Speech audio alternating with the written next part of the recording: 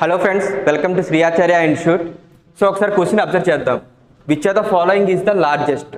So ఇచ్చిన ఆప్షన్లో ఏది లార్జెస్టో మనం అబ్జర్వ్ చేయాలి.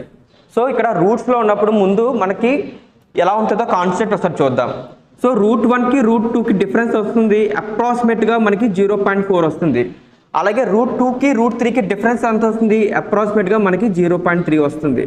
అలాగే రూట్ 3కి రూట్ 4కి డిఫరెన్స్ వస్తుంది, మనకి అప్రాక్సిమేట్గా 0.27 వస్తుంది. అలాగే రూట్ 4కి రూట్ 5కి డిఫరెన్స్ ఎంత వస్తుంది? అప్రాక్సిమేట్గా మనకి 0.23 వస్తుంది. అంటే మనం ఇక్కడ ఏ అబ్జర్వ్ చేయొచ్చు? రూట్లో ఉన్నప్పుడు వాల్యూ పెరుగుతున్న కొద్దీ డిఫరెన్స్లో వాల్యూ తగ్గిపోతుంది.